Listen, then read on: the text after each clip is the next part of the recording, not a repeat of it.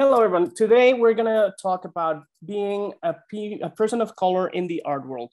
But first, let me introduce the Header Footer Gallery. Header Footer Gallery is a part of the New Media Caucus and is dedicated to promoting the creative output of our members by situating their work in thoughtful, curated exhibitions that take place across our entire web presence.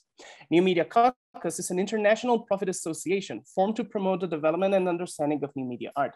We represent and serve artists, designers, practitioners, historians, theorists, educators, students, and scholars. Recognizing new media art to be inherently disciplinary, multimodal, and evolving, we support and advance a wide range of inquiry to catalyze further evolution of the field. The New Media Caucus is committed to extending and sustaining the diversity of our community, board, and membership to promote an environment of equality, inclusion, and respect for difference. We prioritize inclusion as an ongoing collaborative process of growth that we continually address both within the caucus and in our field.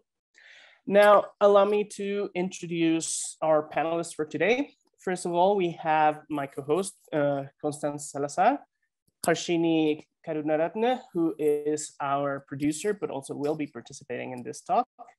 And I'm gonna let you guys introduce yourselves. So why don't we start with Kiley? Hi, I'm Kiley. I am a video artist, and a lot of my work is in regards to immigration and border control, as well as adoption and diaspora that comes from that.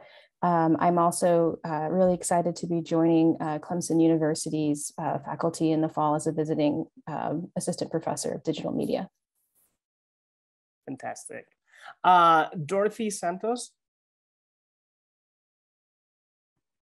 Hello, I'm Dorothy Santos, and I am a writer, artist, educator, and my academic research is actually, and my creative practice is focused on voice recognition, speech generation, and assistive technologies. Fantastic. And Alejandro. Hi, folks. I'm Alejandro Acierto. Excuse me. I'm currently in Arizona State University teaching interdisciplinary arts and performance. I'm an artist, writer, and musician, curator person. And you may hear my dog snoring behind us or making loud noises, as you probably do right now. Fantastic. Well, it's really great meeting you guys. Connie, you want to take it from here? Yes, so I wanted to start talking about what does it mean to be a person of color, some of the difficulties that we encounter daily in the art world, but also opportunities that you have found at the same time, right? So this sort of duality that we have here, but more so I wanted to speak to our experiences as well about them. And if you could talk a little bit more about them, we have some talking points, of course, but I'd rather this, be more of a casual and fluid conversation that we have. So how do you propose that we begin this, Renee? Okay. One of the things I think is the most important to talk about when we talk about being a person of color, and I think this is something that all of us have faced in one moment or another, is tokenism. So maybe we can start from that position. I don't know, any one of you want to start, or shy? Anyone has a talking point? I mean, there's so many things that came to my mind when you, Connie, is that, I just want to, okay. Fine, yeah. Okay. Is that your preference? No, it's just, the people that know me the most can call me Connie, but I am accepting Connie. Oh, but I'll just, no, I would prefer to call you Constanza then. Sure, yeah, that's fine too. I mean, it's interesting that we start off with that because I always, when I'm working with students, they have, oftentimes the international students will have American names. And I'm like, no, what name do you want to be called? How do you want, because I want to honor your name. I'm not going to sit, and if I have to learn it the whole semester, I'm going to do that. And I feel oftentimes, like, I think one of the things that comes with tokenism is, I even see this I come from an immigrant Filipino family, but it's, I think within the art world specifically, someone asked me one time, there's so many thoughts coming to my head, but I'll just say the first one, maybe you'll, other, because I'd love to hear from Alejandro and Kiley what you think, but someone asked me, oh, would you ever, when you're done with your PhD, would you ever work in a museum? And I said, hell no, I would never work in a museum. that kind of what I just said, whoever listens to this ensures that I don't work in a museum. But I say that because oftentimes they'd say, well, you have a PhD and, you probably are good with people. You could be in the education department, or, it's like, but I'm never seen as the default for being, say, a curator. And I've curated shows before. But I think what I'm trying to say is it kind of goes with that tokenism of, well, we see you as an institution where we think you belong best. But how do you know that? You don't even know my experience. You don't know, maybe you see what's on my website or you talk to different people, but I oftentimes feel like there's just so much to say about that, but that was one of the first things that come to mind.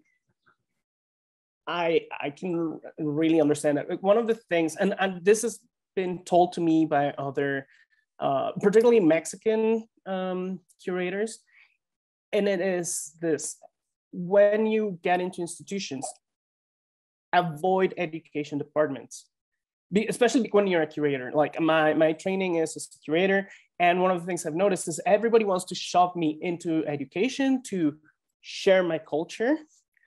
Well, for those that don't know, I am Mexican. I'm from Mexico, born, bred in Mexico. And yeah, one of the things that happens is every time it's like this way of keeping people of color, particularly out of curatorial departments, and one of the solutions is sending them to education. And I've seen this over and over. And it's one of the things I actually tell my students is never, unless it is something you actually want to do, avoid being sent to education departments or marketing. I don't know, anybody else, any experience with that or something similar? Okay. Well, so, I mean, yes, like there, I think there's a little bit of like, when I was teaching, I was an artist in residence at Michigan State, and it was specifically earmarked for artists of color. So it was intended to be a space for artists of color. And it was interesting because it felt like because I was one of two faculty of color at that institution in the department, or let me rephrase that. I was one of two visibly non-white people of color, right? There was another faculty person who was, she was multiracial, part Mexican, but she was white passing, she was white. So people didn't recognize her as Mexican American, which is a whole other story. But yeah, so anyways, as like one of the two more visible faculty of color, a lot of my students would, tell me, I'm here, I'm doing art ed, or I've been instructed to, or I've been encouraged to do art education because it's more stable and because of my background, whatever, right? So we sort of fall into these rhythms where students of color, right, become sort of pigeonholed into these areas where like there's more stability and we couldn't afford to be, professional artists, which is, that becomes really problematic.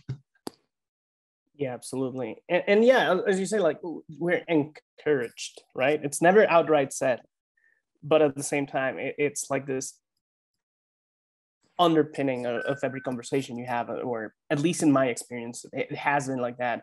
And it's taken me a long time to get out of that. And that takes me to what would be like our next topic, which is assigned identities and being put into like little boxes and also into self-identification. Because, and this is not calling you out, Alejandro, but one of the things that you said is like they're multiracial, they're Mexican, but also white. And that's something that happens particularly with the States, that in Mexico, you don't see people as Mexican if they're indigenous or indigenous looking. You can be Irish descendant, like super white, redhead, and they're still Mexican. Whereas in the US and in the West, Mexican invokes a certain idea of identity, right? And of course, like I'm not calling you out, but it's this thing that happens, and it jumps at me a lot, being from Mexico and not having been raised in this Western area, right? So I don't know if any of you have experienced something similar, being a Filipino or any other identities, Sri Lankan, or I don't know, anything else? Well, I mean, I'll speak to like, so I'm also a multiracial person, right? Part Mexican, part Filipino. And, you know, there's always this like, what, you know, like, what are, like, what, like, let me guess, you know, like, what kind of Asian are you? You know, and I'm like, well, I'm also, you know, so it becomes this really fascinating thing, specifically with like multiracial folks of color in those spaces. Like this other faculty person at another school, right? People knew her as Teresa, right? But she was like, my name is Teresa. So like, please call me by Teresa, but like, I've worked here for 15 years and nobody's called me Teresa, right? So it's these like, these little things where people assume, you know, I mean, again, this goes back to like Dorothy's question of Constanza's like name, right? It's just like, it's embedded in what we assume to be okay, because we're in these spaces where, you know, we've spent so much time shorthanding our names, right? And people ask me all the time, like, oh, do you go by Alex, or do you have like a shorter nickname? I was like, no, my name is Alejandro. Like, you can call me Alejandro. Thank you. It's like, it's like not negotiable. That's my name. So I feel like that comes up a lot, especially with folks who have longer and more difficult names, right? Or just, you know, a lot of us in this room, it seems like. But yeah, especially when, you know, there's this like entanglement of passing that gets enfolded into all this, it becomes really confusing for folks to just like call you what you want to be called, right? That doesn't answer the question. I just gave up on mine. That's okay. That's good. I just gave up on mine, to be honest, because nobody, unless you're a French speaker, you cannot pronounce it. It's impossible. Okay, so yeah, go ahead. I just jumping in. I think like I think that my experience with this in terms of like getting the question, well, what are you? I hate the game. It's a little bit different for me because of the way that I appear, and my name specifically, as you guys have probably really noticed, doesn't really fit what people associate with. So I feel like I occupy an interesting space as somebody who was adopted from Belize and operates, has been living, I've lived my life as somebody who's grown up in a white household. And so entering these spaces with you, I feel not quite sure yet of my position in this, but I do know that in my experience, my short experience as an educator, that like being present physically in appearance is super important for students. And maybe even though I don't represent somebody who's like born and raised in a country outside of the US, that, you know, these are still experiences that people have. So I don't know if that answers the question either, but I just wanted to jump in because I also know the what are you, where are you from game, know where are you really from game. So sorry. No, don't apologize. Because we were talking about trying to fit into little boxes. I was born in El Salvador, but I migrated to Canada when I was 16 months old. So I've been raised in Canada my whole life.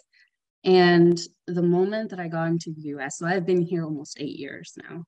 And the moment I moved to the US, I realized that the tiny little boxes that you have to check off are actually very real. And they do have this lingering effect. At least they did it for me. Because, you know, you have a couple of them that said, are you Latino or not? Are you white or not, right? And so, yes, I put Latino or Latina. And then the other boxes, are you white? And the rest are you Black or et cetera, right? So I always leave that blank or other because I cannot, you know, it makes me very uncomfortable, I think. And that's something that I physically like felt, you know, having to put things down in little boxes, right? That I had not felt necessarily when I was back home in Canada, even though I think things have changed in Canada, especially nowadays. But that is the first experience that I had in the US, which was very strange for me as well. So I just wanted to share that as well.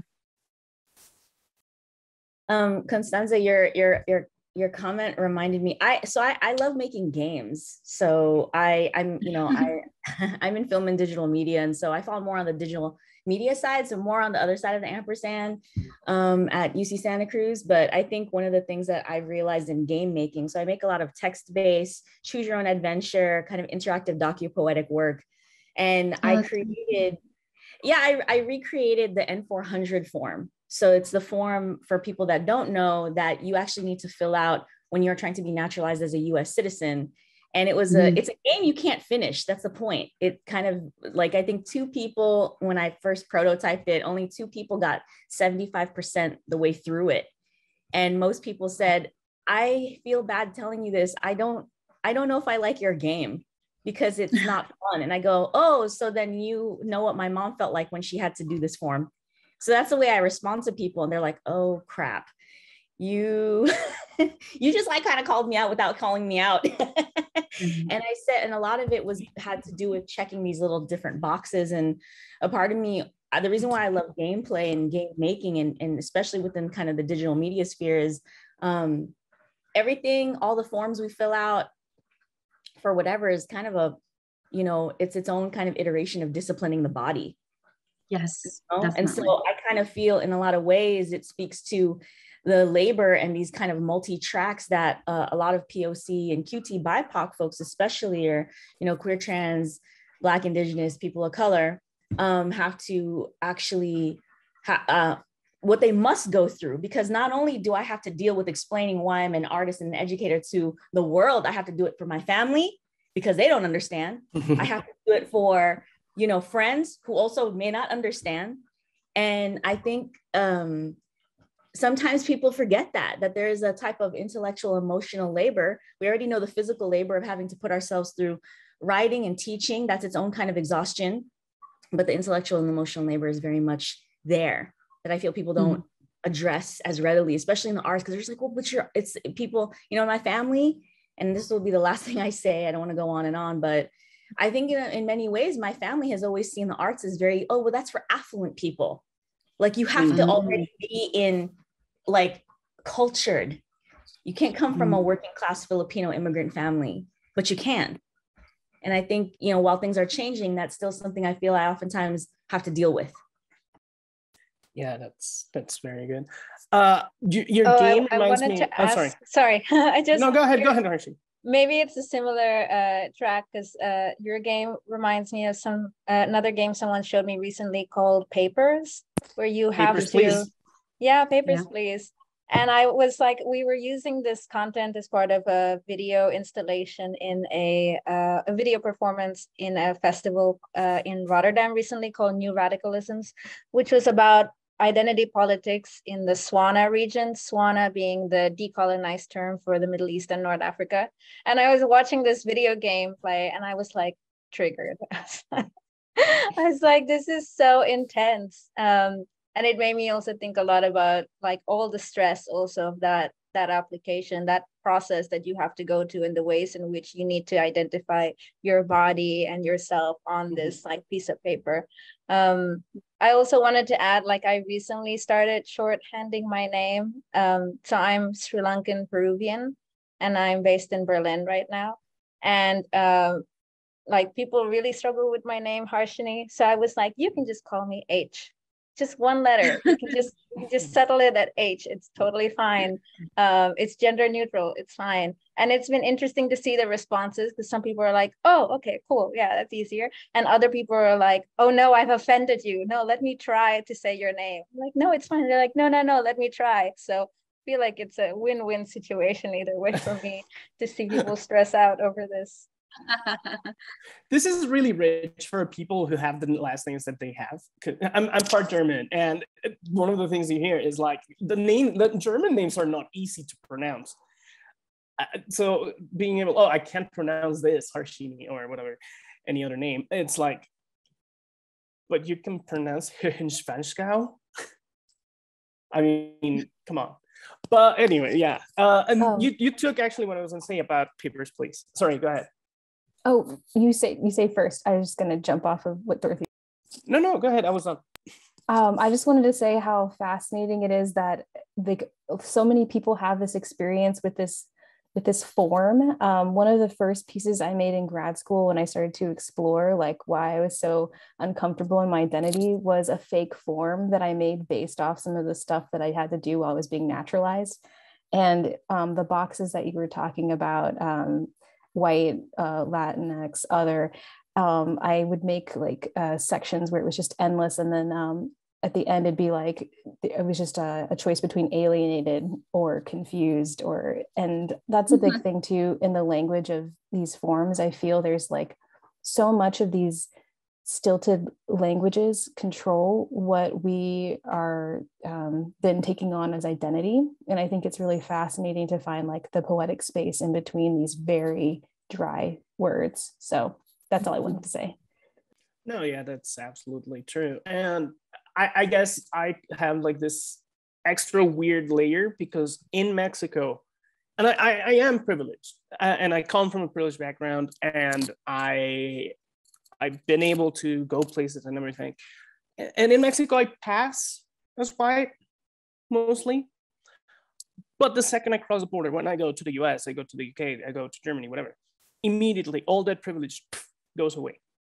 And it's this thing that I wasn't aware of until like very early, like until I started moving around for work and everything. And it's like, yeah, everybody's like, oh, Mexican culture. Yeah, Mexican culture can get in, but I can't. And this is because of what Harshini was saying about papers, please. And it's this trauma, like me going to get a visa, me trying to get in, just trying to get into a country for a conference. It requires me to prove that I have a reason to be there, to prove that I have money, to prove. And so there's all these assumptions that I don't have money, that I will try and steal a job. And it's like, I have a PhD. I'm not going to ruin all of that just to be a street sweep in Barcelona, right?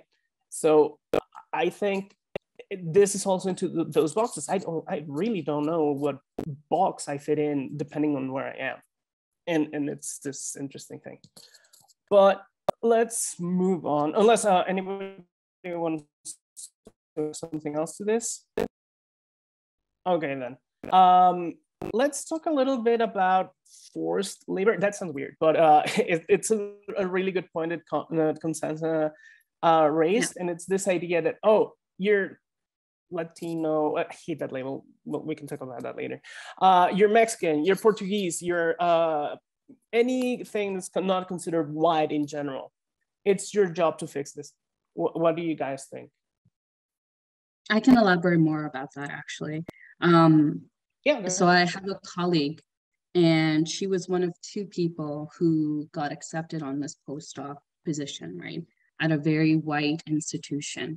And so what happened is that they quickly, both of them, realized, why they were accepted as people of color, but it was also because they had to do the labor of trying to dismantle white supremacist structures, trying to dismantle all this inherent racism in not only the academy, but also like the institution and just like the discipline, which is ridiculous, right?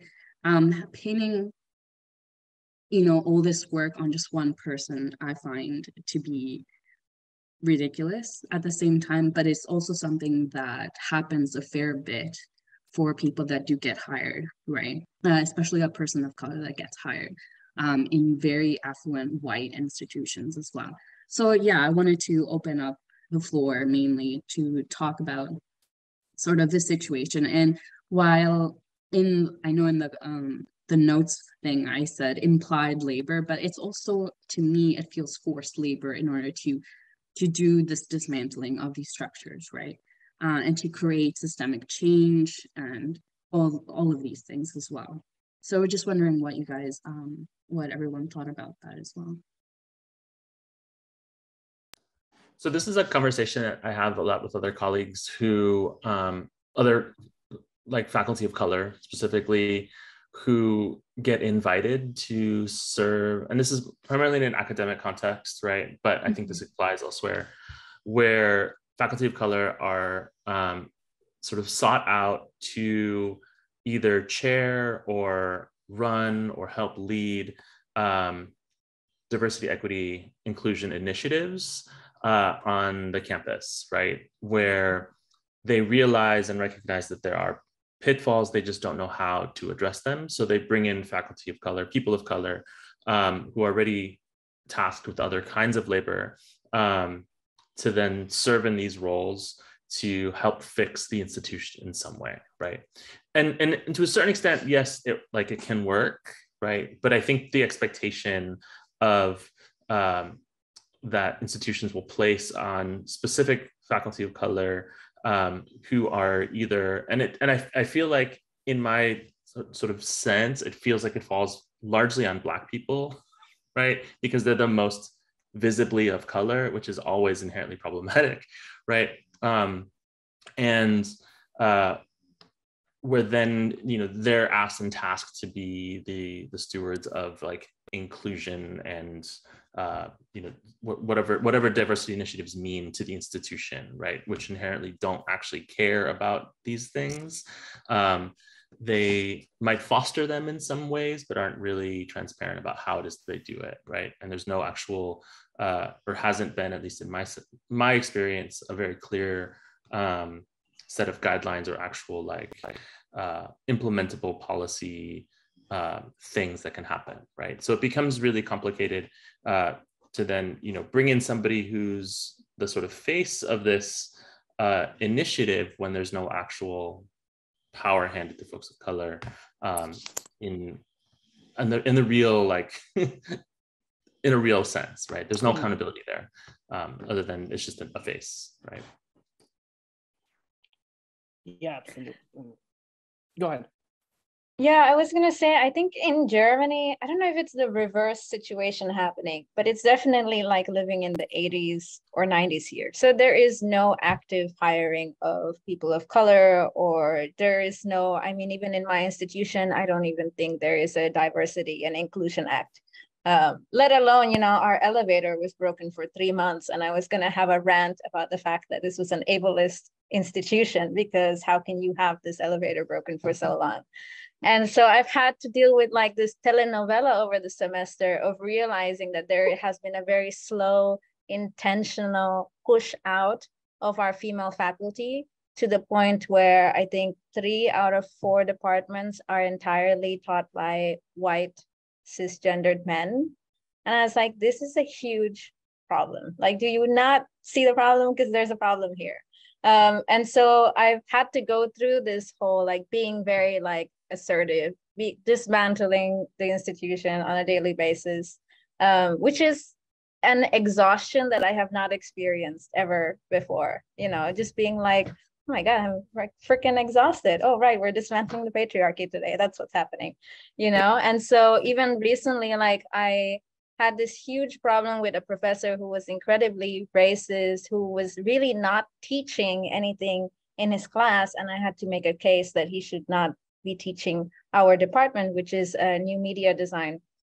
And I was like, you should just hire me, this would be the next logical step. You should just hire me. And it really was not going to happen. They was really predominantly male and white, and it was not happening. This was also a huge struggle when I was doing my thesis, because the kind of feedback that I would get was from such a privileged point of view, which did not help at all. But eventually I had to I had to provide evidence that this person, had a breach of conduct and everything. So it's not even to the point where you could be the token, we used the term earlier, tokenism.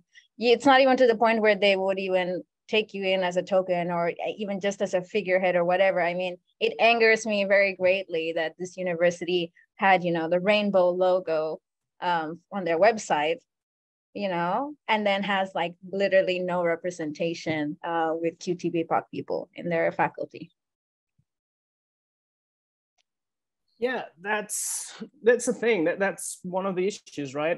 But at the same time, when it happens the other way, where it's like, oh, you're Mexican, you do this, or you're Puerto Rican, whatever. Generally, it comes unpaid. I wouldn't mind it so much if it was paid.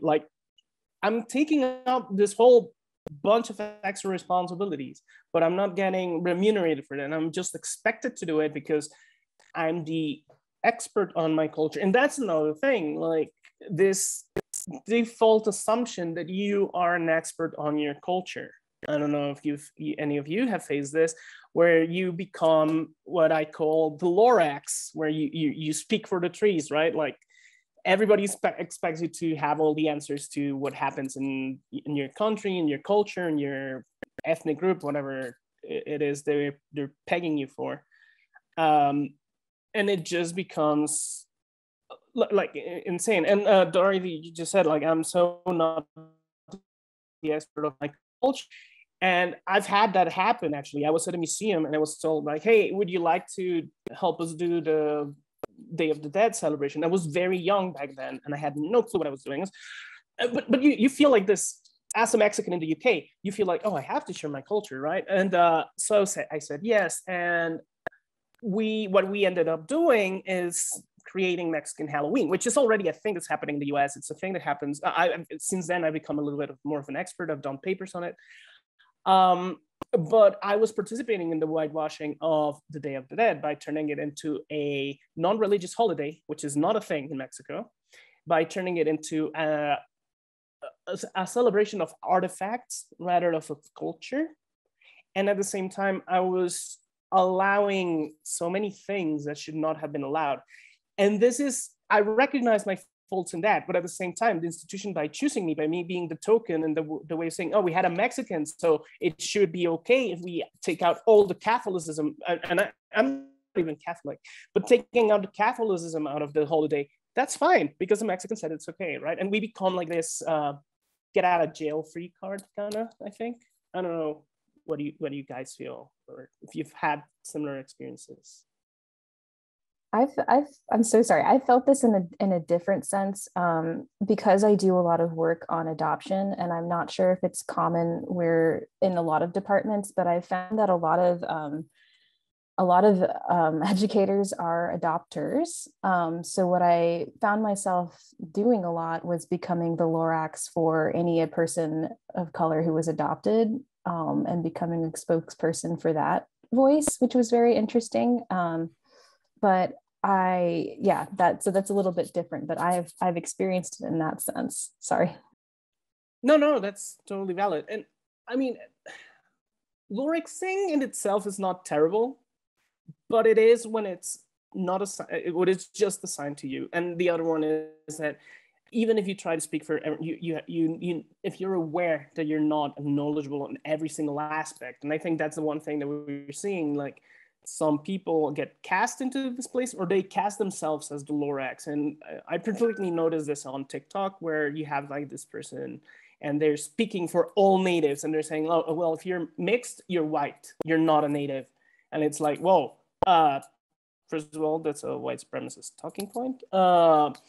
But second of all, like, who gave you this power to determine that you are the sole expert on native relations and native experiences?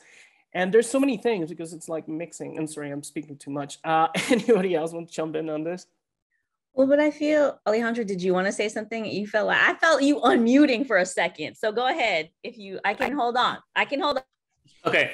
I mean, this will be quick. So this is just making me think a lot about, like, so I'm thinking about check boxes. I'm thinking about, like, sort of the idea of talking points, and this idea of Loraxing, which is another way of pigeonholing, or sort of like identifying people as singular entities. And what's really happening is it's an expedient way to sort of shut off any kind of elaborate, nuanced conversation, right? Mm-hmm. So people are essentially assuming that, like, you can speak for this because you have this experience. So let me just shorthand the rest of, like, Mexican American experience and just ask you this one thing, right? And then your answer will then help resolve my desire or curiosity or whatever. And now I don't have to talk to anybody else, right? Mm-hmm. And so, and I maybe I'm coming at this because, I'm an educator.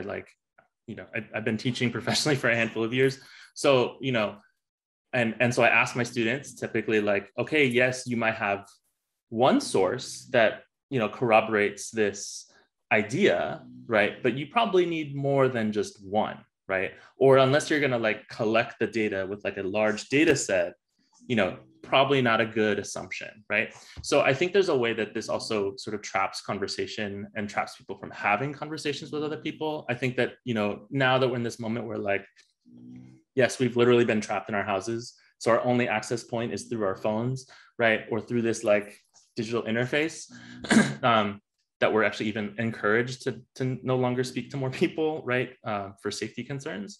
But like, you know, I feel like there at one point, and I don't know, maybe this is me being utopic in some weird way, but like, I feel like when I was in undergrad, and this was like in the 2000s, you know, people were just talking to each other. Like people were having conversations. Yes, there was a lot of political debates.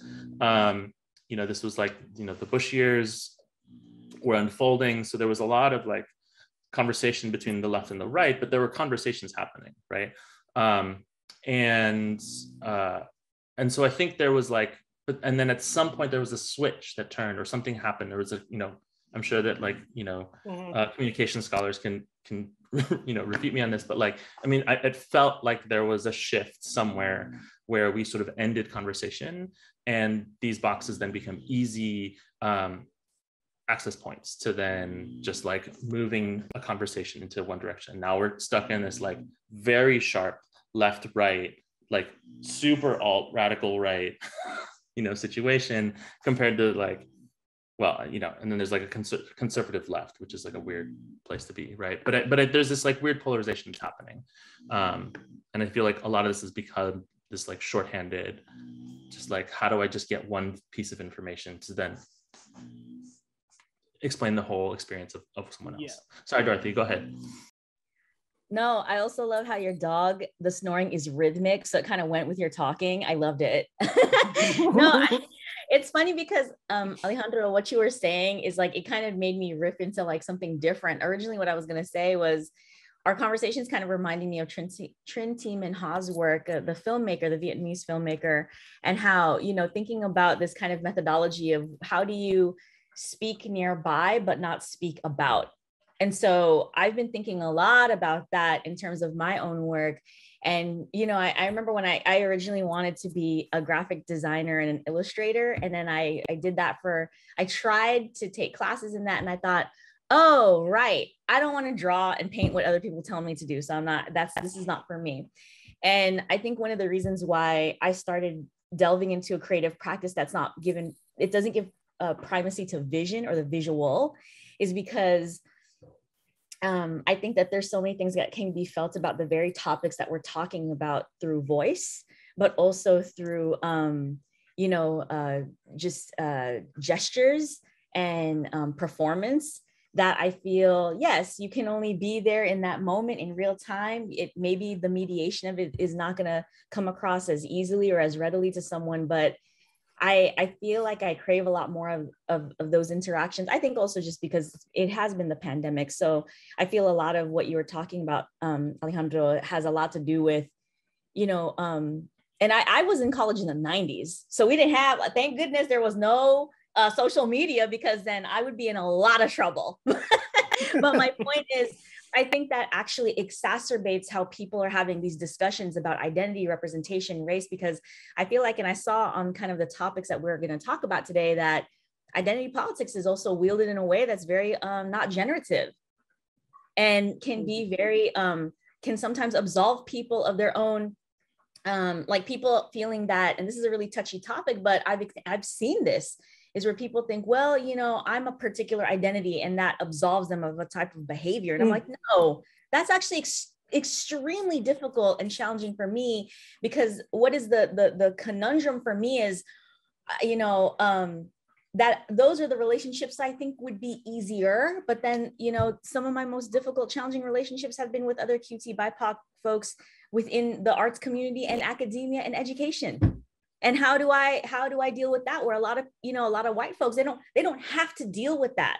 And I think it kind of speaks to what we've already been talking about. But yeah, just riffing off of your points, Alejandro. I think hearing that, I hear that, and I just wanted to, I think it popped into my brain. I was like, being conscientious isn't something that's like necessarily embedded in people of color in the art world. So I'm hyper aware too that like we're being really great in this conversation about doing like disclaimers, like saying like, oh, I'm privileged in this way, or like this is my experience. And I really appreciate that, because there's a lot of conversation I think that does get like overlooked, or that doesn't happen because of this kind of like gatekeeping in a sense. Like, anyway, yeah, but that's what I think. Sorry, just riffing. No, absolutely. And going on what you were saying, Dorothy, and you notice this on like social media, on TikTok particularly, this idea that, oh, you're queer, you're gay, oh, you're good by default, right? And it creates this ambiance where like everybody starts with this default, like, oh, you must be perfect because you're gay and person of color, or oh, you're native, so you know. And that's one that really gets to me, this idea that, oh, he's native, so he by default knows, which may be true. I'm not saying it's not, but at the same time, it may be not. Like sometimes, and I've had this conversation with someone in a reservation, and he was like, and he literally told me this, white people will believe anything. And he was talking about how they do tours, and one of them was a teenager, and the teenagers would just make up things just to mess with the white people. And white people would come out of those experiences believing these things. And it's a funny thing, but at the same time, it reflects something we don't consider. Like, people can lie. People just because you're native you're not flawless, right? Not just because you're gay or any other identity doesn't make you flawless, right? And I think social media in particular has exacerbated this ability of creating this curated version of yourself that can pretend to be this kind of person. I don't know what if you guys agree, or if I'm saying something very foolish. I don't know. No, I think I see that too. You keep mentioning TikTok and social media, and I didn't know if I was the only one super concerned about what I was seeing, because like even when young people, or like people that I would consider like my students' age, are doing this, it's very frightening to me, because they will latch on to one particular fact or one thing and launch into how this is absolute truth. And it's really damaging, because we see that happen. And, you know, it used to be like in the 90s or the 2000s, like maybe that would reach 20 or 30 people, but now it can go viral and become part of like actual conversation surrounding really important, sensitive topics about identity and race. And it's become, I don't know if this is my perception, it seems like it's become trendy to have these conversations. And I don't particularly enjoy that when I like face young people in the classroom and have to like separate like where they think they stand in terms of understanding race and identity from social media to actual having conversations about identity. Anyway.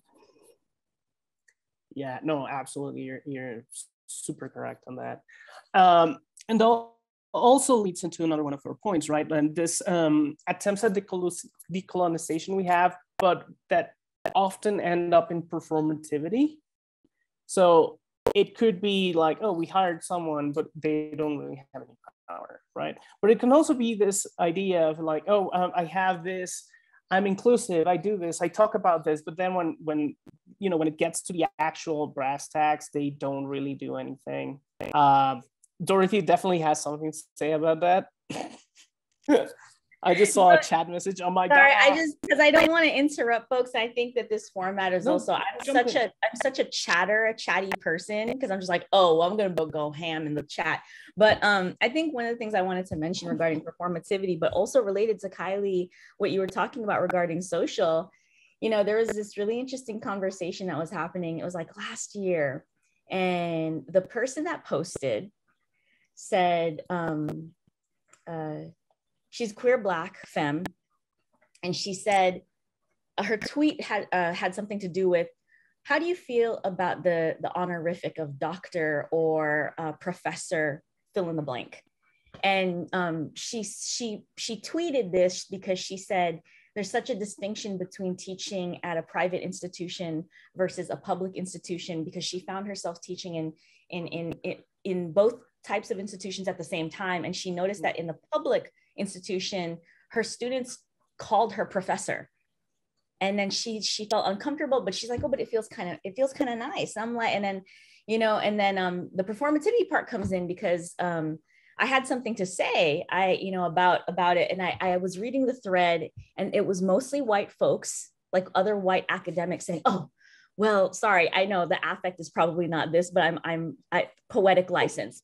So the tweets were like, well, as an educator and as someone in my privileged position, they can call me by my first name. I think it's ridiculous for students to call me professor or doctor just because I have a PhD, and, it's about inclusion and accessibility. And then I DM'd my friend, and again, queer Black femme. And I said, is it okay if I swear? Is that okay? Am I going to be bleeped out?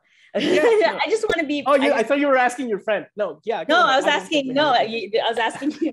I DM'd her, and I said, what the fuck is that about? And I said, here's the reason why I am okay with students, once I get my PhD, with them calling me professor or doctor. They don't need to do that. You can call me Dorothy if you like. But if you call me that, if you call me by these particular honorifics, I'm okay with that too. And here's the reason why. I worked hard for that. And I know some people might think that that is elitist. I don't think it is. And here's the reason why I say this. I said, I don't actually like what some of the folks are saying, because it diminishes me as a queer person of color in academia, where it was already hard for me to get into this space to study with y'all. And we're DMing, and she said, she revealed to me, she said, oh no, I feel the same way you do. And I don't know how to respond to like these white folks that are saying, oh, it's like demeaning to have a student call me that. So I said, no, it's not. Anyway, Alejandro, I see it. Go. Yeah, I mean, same, right? Same, like, I don't have a doctorate, but if a student says professor, I'm like, yes, please, you can call me professor. You can call me professor. That is fine with me, right? I've had another friend of mine, she, she's like Afro-Latina, queer Afro-Latina, has her doctorate. And she's like, you can call me Dr. Abad. Like, you can call me doctor, and because, and we've had these conversations before where, other colleagues would be like, oh, let me use your first name. And they would just throw around first name. She's like, no. In front of my students, you can call me doctor. When we're in faculty office or if we're having a meeting, that's fine. But in front of my students, please call me doctor, right? Because I want them to recognize that I've earned this position and that they should see themselves in this position in the future as well, right? And so there's something also about not using that honorific strategically, or, implies, right, this devaluation of the labor that you've spent, however many years you've spent to get there, let alone all of this sort of emotional and psychological trauma you've endured just to be there in the first place, right? So, and to have this conversation specifically as queer folks of color amongst each other is the shit that we go through to get here, right, is wild. And so please honor that with just this little short thing, right? I'm not even asking you to change pronouns. I think it goes beyond that, yeah. But yeah, no, I absolutely agree. One of the things is I was getting nowhere when I wasn't putting doctor ahead of my name. People would not take me seriously because they see, oh, Mexico, me, right? But at the same time, it's now it's kind of this power move I pull. It's I will any initial contact I make, it will be doctor, right? And then once oh, people, I realize you're cool, you're treating me with respect, then I drop the doctor and I'll just sign as Renee, right? Because otherwise I was noticing that people were not respecting my knowledge and I was being treated as an undergrad sometimes. People are like, oh, can you just take notes? It's I have a, okay. I know it sounds a little, but it's not, because I was supposed to be participating in the conversation. It was oh, can you take notes? It's well, then I'm not participating, am I? So it became this thing. And sometimes I've had this issue with someone I'm working with who's someone's doing their PhD, and they were treating me as their subordinate. So I had to pull. So it was every communication with this person was with Dr. Renee, blah, blah, blah, blah, until they kind of sort of got it. And it was like a very formal academic, because as people of color, we have to pull these things because sometimes we're not awarded the respect of a white person. And I think that's why they're like, oh no, it's this, just call me by my first name. It's like, sure, you can do it because everybody assumes that you have a PhD and that you earned it and that you deserve it. But we don't get that courtesy, right? Because we come from the third world, in my case, well, developed nation, whatever you want to call it. And we're not awarded these courtesies, I think. I'd have to agree with everyone and what they're saying. What I've noticed is that especially with my female and queer colleagues of color, for example, that especially if you go teach at a very affluent white institution, right, you have these power dynamics with students who are predominantly white. And if you don't get the respect of being called doctor or professor, etc., there is a power dynamic that they can pull, and I've seen it happen, right? And it's to your detriment. And so you have to be, on the one hand, very strategic about how you use your power. And this isn't about creating, because I know one of the arguments that I've heard from white folks who have the doctorate, that are professors, is I don't want to create these hierarchies, between students and professors. That's what they say, right? But at the same time, people don't realize when it comes back down to evaluations and things like that, which is a whole other topic, which is also very ridiculous, and we should really abolish that too. But that students still have power, right? And they can destroy your career too. As much as they can love you and appreciate you, but they have so much power, especially for a person of color, and they can really change that power dynamic as well quickly, especially in these institutions that I was talking about too. Yeah. I've been asked to take care of a student's medicine. Sorry. No, go ahead. Oh, I just wanted to say I'm currently teaching in Florida, and I don't know if you've been paying attention to the laws that have passed, but that statement rings especially true to me, given the things that are happening now. Mm-hmm. Yeah, no, absolutely. We've had situations where very privileged parents would go to the uni and be like, oh, can you make sure that my son or daughter takes their medicine? It's like, I'm not your nurse. And this happens in Mexico. I don't know in the US, but in Mexico, you're not a full adult when you're in college. So parents will still expect you to be like their homeroom teacher, right? So I've had this situation. It's like, wait, hold on, you're talking to a PhD. I have a certain amount of like respect and power, and there's a certain hierarchy here that should be respected, because otherwise it just breaks down the whole system. And I think that's where pulling this rank is useful. Obviously, you're not going to do it just to assert yourself and shut down discussion from a student, for example. That is absolutely not what we're saying, I think. But we have to use the titles that we have, because what you were saying about like the hierarchies, when you're a white man, particularly a white heterosexual man, the hierarchy is there by default. I'm an older person, you have to respect me. I'm your elder. Whereas we are the help in a way, right? So I think that's why it's important to have these discussions and this thinking about these titles that we have and these things. And I don't know, what do you think about that, guys?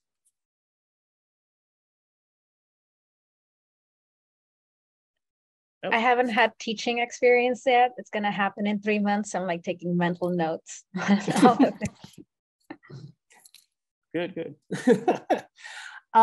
Okay, then. So I think we should talk about this idea of like Western and the global South, right? And how even now, like how we see things are very, very Western tainted. Well, not tainted, but Western tinted. That's a better term.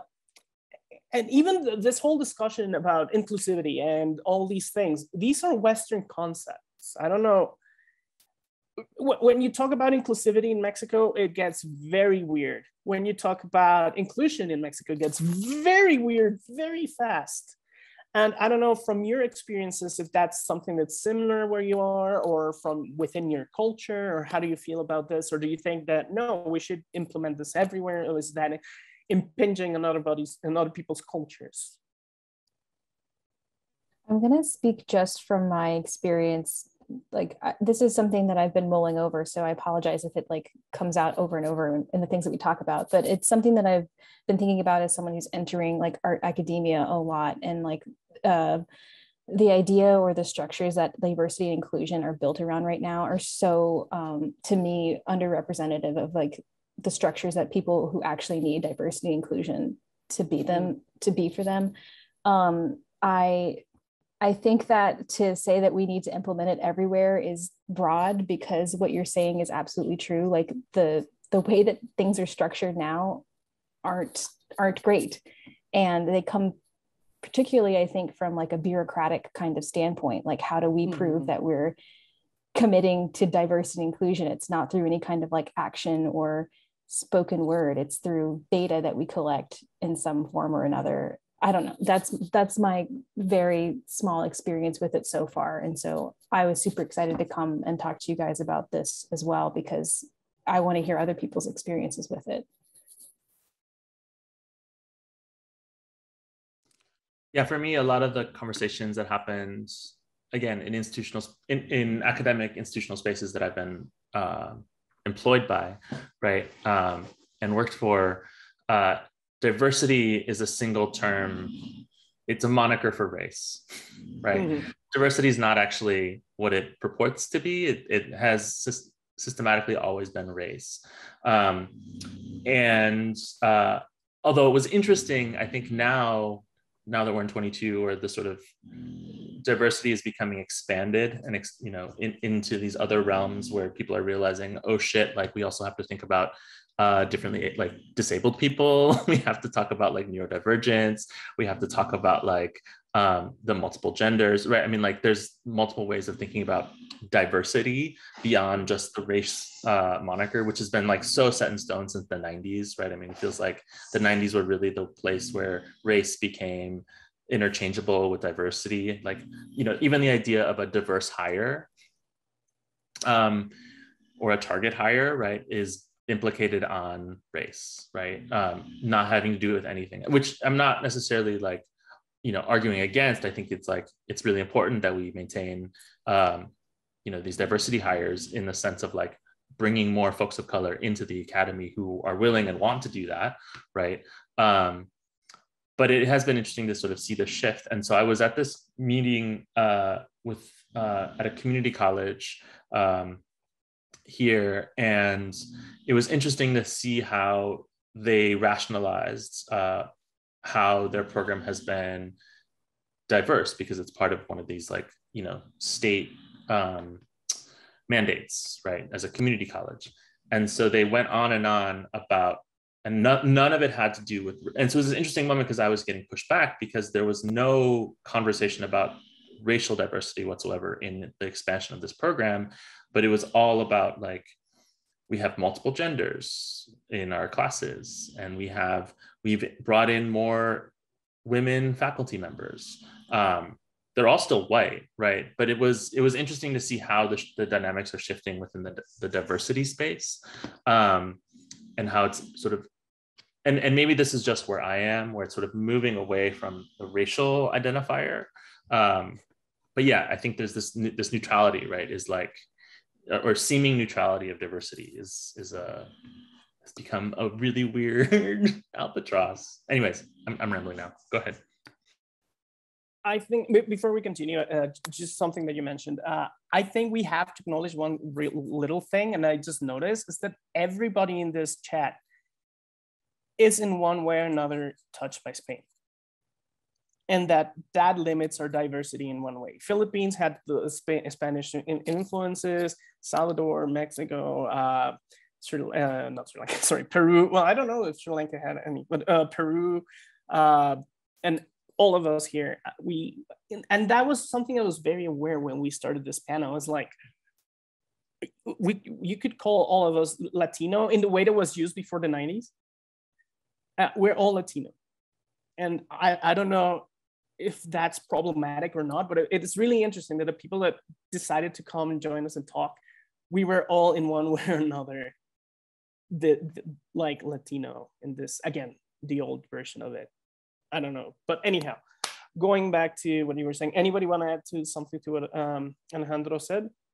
No, I was actually gonna bring up, you know, Sarah Ahmed's work in a different context of like complaint. You know, when I was reading, I kind of flipped around in the book. My friend had their book, and I read the chapter on what complaining does, you know, and how it documents, and how I think, you know, oftentimes I'm seen as someone who, because you know, I'm a whole ass person. Like, just because I'm in academia, I love the golden age of hip hop. I love R&B. I roller skate. I talk back to my mom, you know, and I feel like when you're in academia, no one sees this side of you that is this whole ass person. And when you do, it is oftentimes when you complain. And so, you know, I think that's one of the reasons why I wanted to join the conversation, very similar to like Kiley, even though it's a little bit different kind of use or invoking of, you know, Ahmed's work. But yeah, I just wanted to speak to that, because I oftentimes feel that, you know, when people ask me, well, what do you think about this? You know, because I work in the nonprofit sector as an arts professional, but I also, you know, obviously in academia. But, you know, when people ask, you know, I think I could talk about this. I'm not going to say any names, but there was a recent search for an Indigenous scholar for our department. And we ended up like a lot of the students, we found out who was hired, and we're like, oh, so you didn't listen to us anyway. You say that you want the grad students to take part in the search and to have an opinion. And then, but our opinion is actually not taken into account. And we're the ones who actually have to work with this scholar. And then the students, the undergrads, have to work with this scholar. So it just, I know I'm kind of rhizomatic here, but like, I just wanted to kind of speak to those things. No, it's really, really valuable. Anybody else want to add something to that? I agree. I think that it surprises people to learn like the depth of, like, if there's an iceberg, Kiley, then the depth of it really does come out when I start to complain. Because I work really hard, speaking again about like identity boxes that we need to check, like in academia, I work really hard to also not be seen as somebody who is like overly emotional, or, you know, somebody who yells or has, you know, non-neutral feelings. So it really does come out when I complain, for sure. Yeah, you have to be professional. And it's part of the same thing about race and identity and all this, because you have to be a model. Yeah, look at all the nodding. Everybody was like, yeah. Well, I mean, this is performance, right? I mean, like, this is like essential, like, you know, what are the respectability politics that we have to maintain and uphold as folks of color who are actually trying to complain and be like, y'all, this shit is fucked up, right? Like, we have to also maintain our composure, because if we, and especially as like, you know, for faculty, junior faculty, for example, non-tenured faculty, which is currently my position, right? So like, I have to be careful about how I air out certain kinds of grievances, or to whom I speak about these things, and whether or not that's, you know, sort of like this imposed, you know, idea is like, but I've heard this from other folks, from other faculty of color and other, like, you know, gatherings of faculty of color from other institutions, where they're like, I just can't really say that right now because I don't have tenure, right? And so how do I then complain about the situation, or the fact that like, you know, what we're providing our students is unrealistic set of expectations, without actually saying that's what's happening, right? So then we like figure out and internalize all these other strategies or subversive ways of going about the things that we need to resolve, how we resolve them with the people we need to resolve them with, so that we're not seen as being complainers, right? And so I think there's always this, like, for us, I feel like we're, you know, like Dorothy, like we are whole ass humans, right? Like we're complex, right? But in the institution, we have to, I find, at least in my experience, I have to sort of perform this kind of facade in a way that allows me access to certain kinds of things, and, you know, switch the way that I speak, switch the way that I like you know, position myself physically in relation to this other person. Like there's a whole bunch of other stuff happening that I am immediately conscious and aware of to make sure that this person over here knows that I'm like a professional, right? And so, and that like, I'm raising concerns, I'm not complaining, right? And these concerns are substantiated by the data that I've seen, like, you know, like they're like, it's there, it's all, and like, I just want to complain, you know, I just want to be like, don't make this my job. You take care of this. Like, fuck this. I'm dealing with this bullshit. You have to deal with it. But now, because I'm this person who like has the ideas and I'm seeing how this is affecting my students, I have to be the one who fixes it in this weird way, right? Anyways, yeah, that's kind of, I'm just linking some things. I think that's sad too, is that I see students struggle with this as well. I see a lot of students who are trying to, when they don't see me, like I can feel it in their interactions with me in email, like very carefully choosing words, and I feel it because I've been there too, and it's such a struggle. Why? I mean, I know why, but you know, why do we feel the need? We know why. Sorry, why am I asking? Okay. Going into this whole, oh, I'm just complaining, right? So, and again, we're falling into this idea that we have to solve everything. Do we have any resources, any ideas, something that we want to share with the public? Because like you said, like we're just creating this document of grievances, right? But, well, what do we do? And actually, let's do this differently. I think if everybody's okay with this, we like I'll give the floor to all of you, and just pop whatever you want to like suggest, any ideas for any of the subjects. It doesn't have to be everything. How do you feel about that, guys? Seems fine. The one question I have though is, before we start this process, who is our audience, right? Like, are we speaking to other faculty or folks of color? Right? Are we like attuned to these folks, or are we trying to speak to white people? Because I think that's going to really change and shift this conversation in a very specific way. And I think that people need to be very aware of like who we're talking to. I want to say both, but I don't know what you guys think.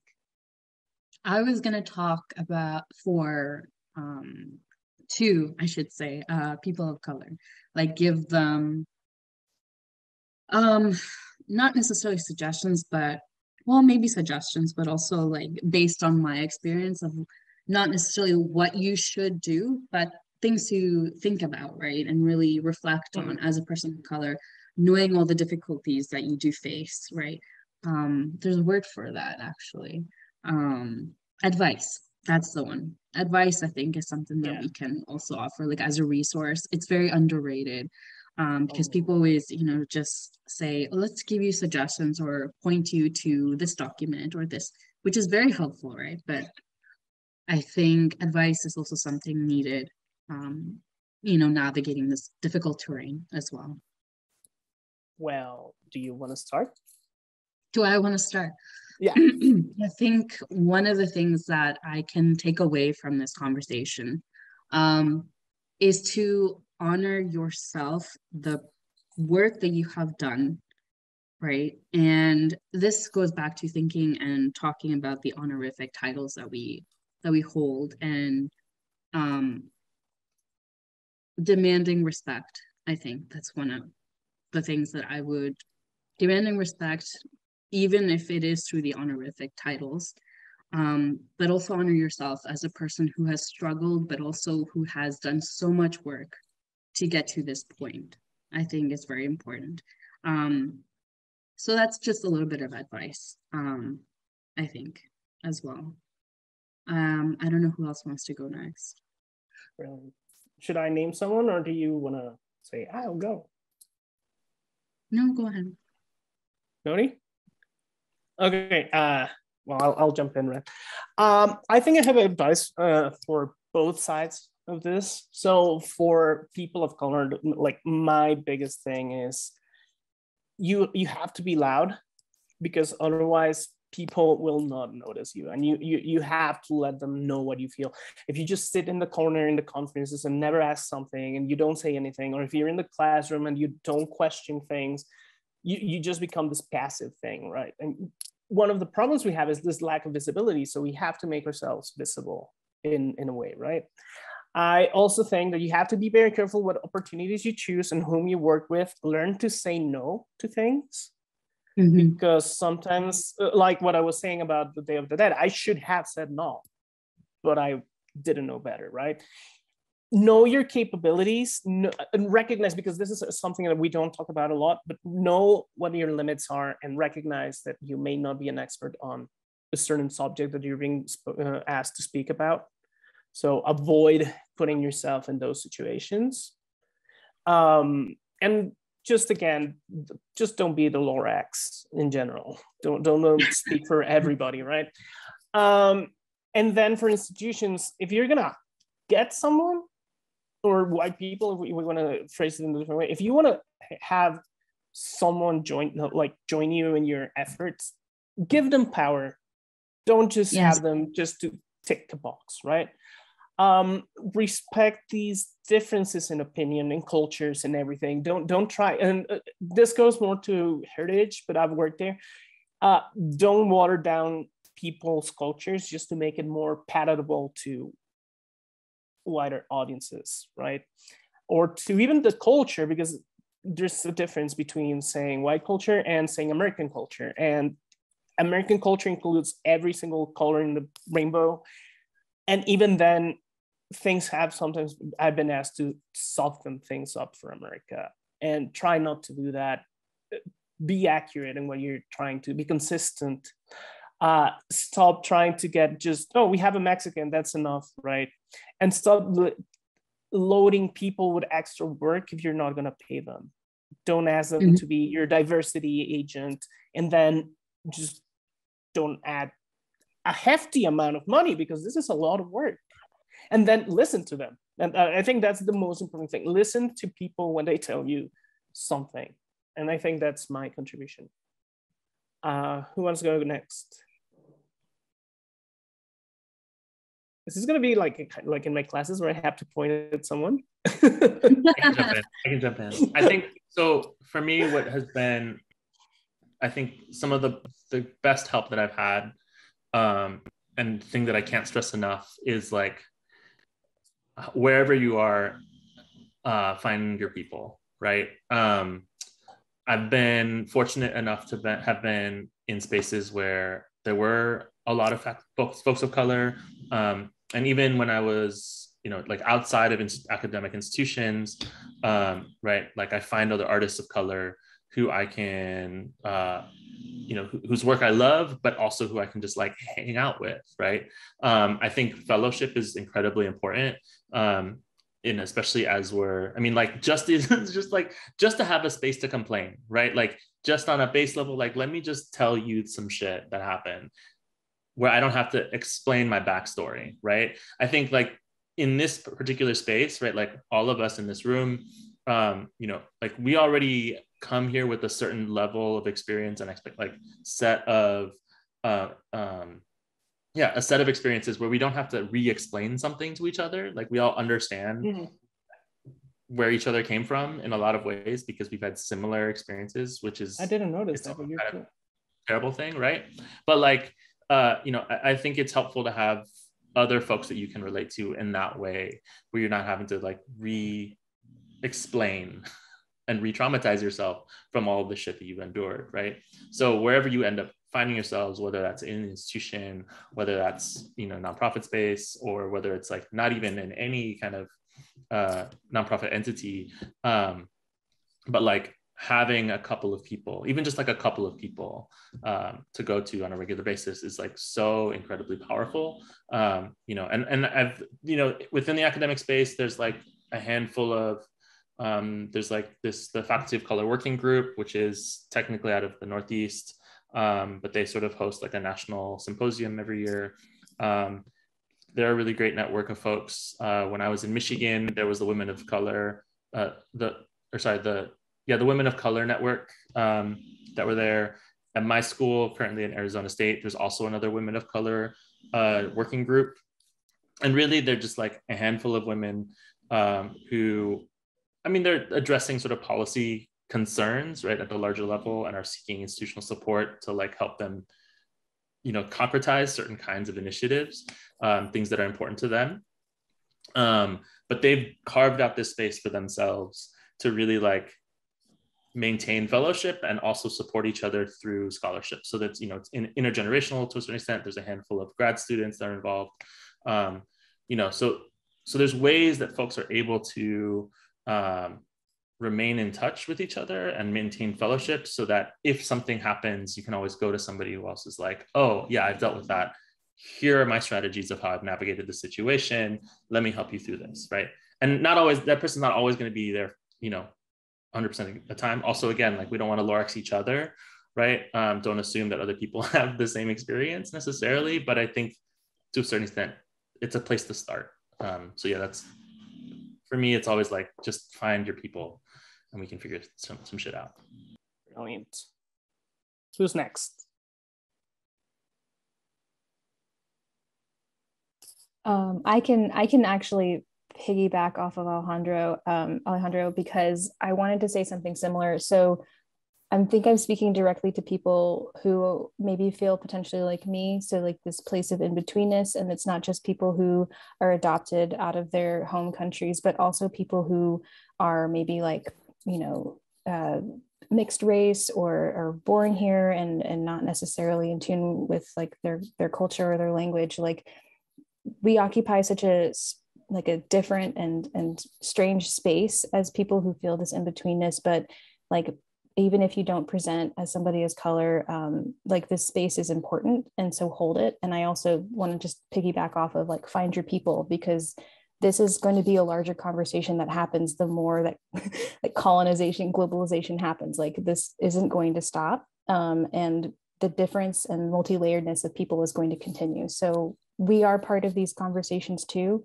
So find your people in that sense.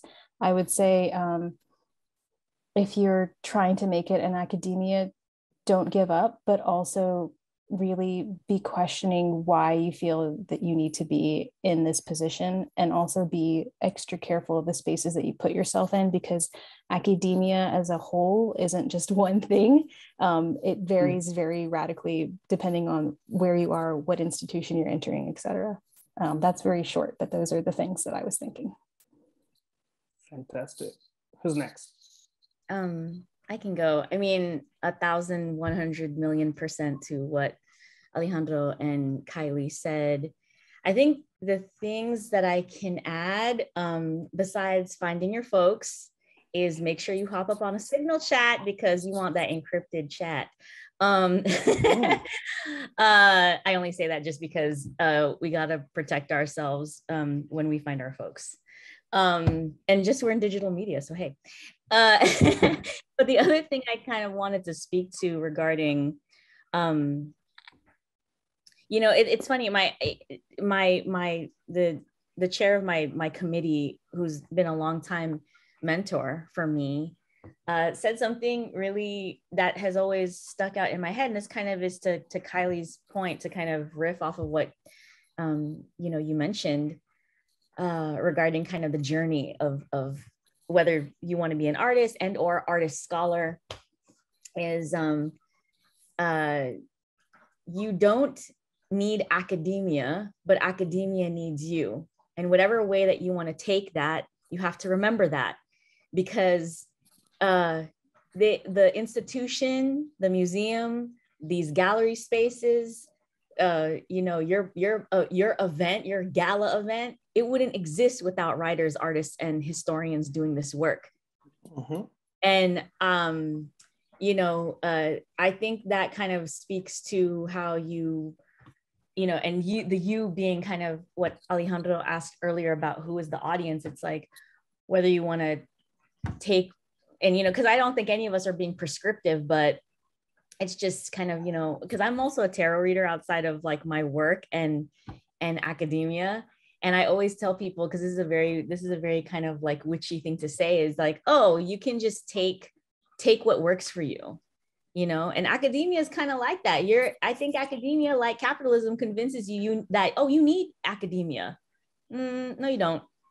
It's like, let me leverage all the skills and the wisdom and the knowledge that I've actually accumulated from my own experiences and from the folks that I've acknowledged as my community, my folks, my people, and do with it what I want, especially in the humanities, especially, I don't care what anyone said. I don't care what is on Higher Chronicle, whatever the hell that is about humanities. You know, it's like, I feel in so many ways, especially in the arts, you go to any arts division in any school.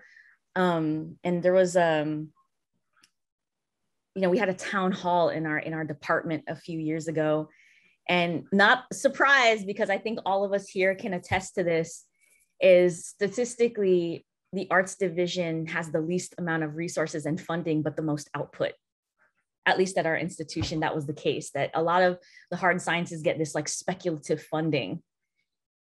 And then we get very little in the arts division, but we are the ones that create the most under, you know, and especially in the past few years, under so much grief and loss. And so I feel that's just, I want people who are listening, whether you're a student, you're a prospective student, or you are one, or you're in academia already, whether you're junior faculty, senior faculty, that, you know, your imagination can time hop. You can imagine what it feels like to be your student, and vice versa. You know, you can imagine a different future for yourself. But now I'm getting all rhizomatic, and this is me thinking about everything everywhere all at once. Okay, bye.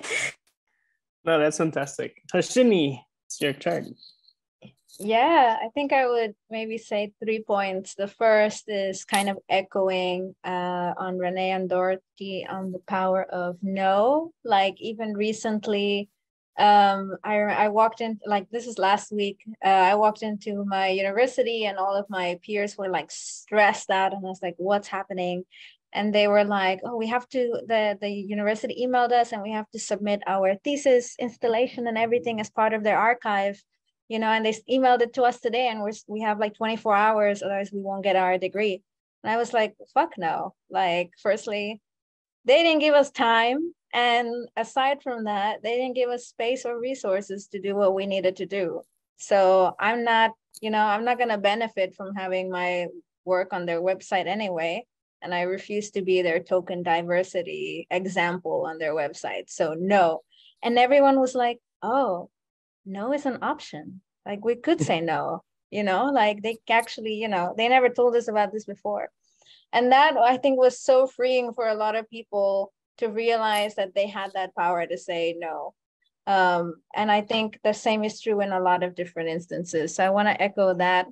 The second thing I would say is maybe like knowing what your boundaries are and knowing when to cut people out. Because I think, like, even my like closest friend in Germany, I just like cut him out totally from my life, because I realized that this like amazing, wonderful, nice white German boy is such a good person. But I was doing a lot of educating, you know, when it came to him trying to understand who I was and everything. And at some point, that is re-traumatizing, that is exhausting, and that should not be a one-way street.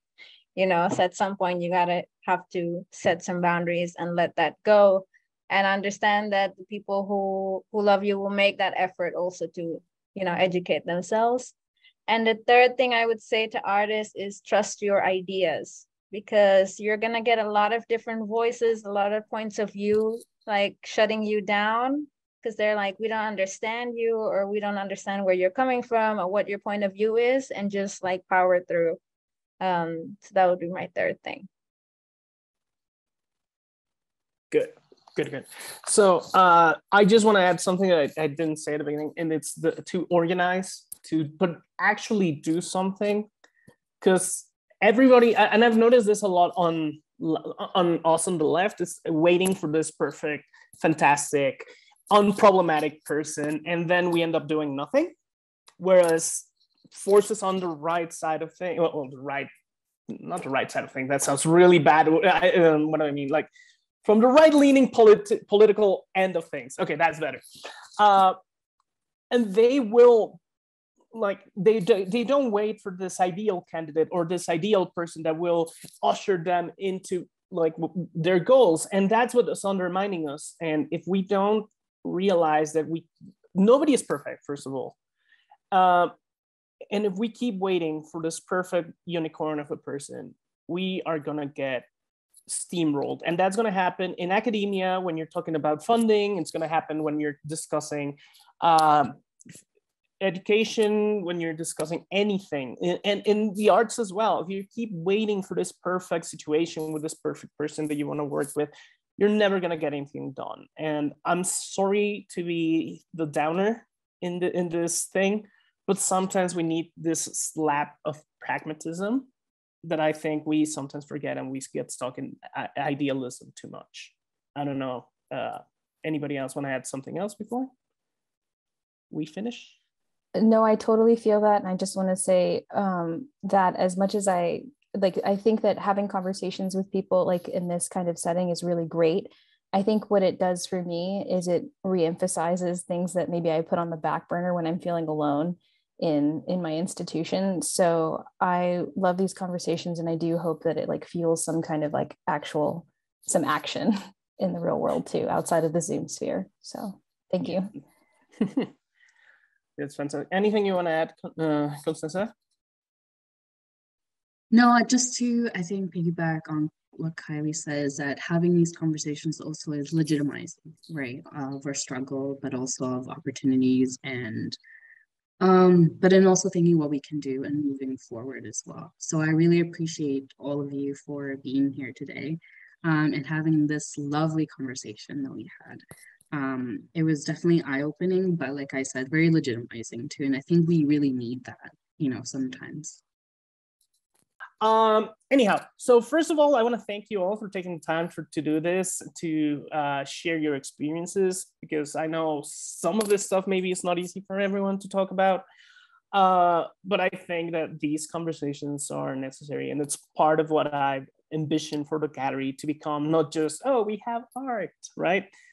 But to do something with the people that are in New Media Caucus, with the artists that we have available, with the people, right? And to generate something of value. So first of all, I want to thank you for that, for giving us your time, which I know is very valuable. And just in general, thank you for everything. I think we all learned something or heard something that was valuable. I think everything was valuable, but you know what I mean. Well, I think from my end, that's all. Thank you very much for being here.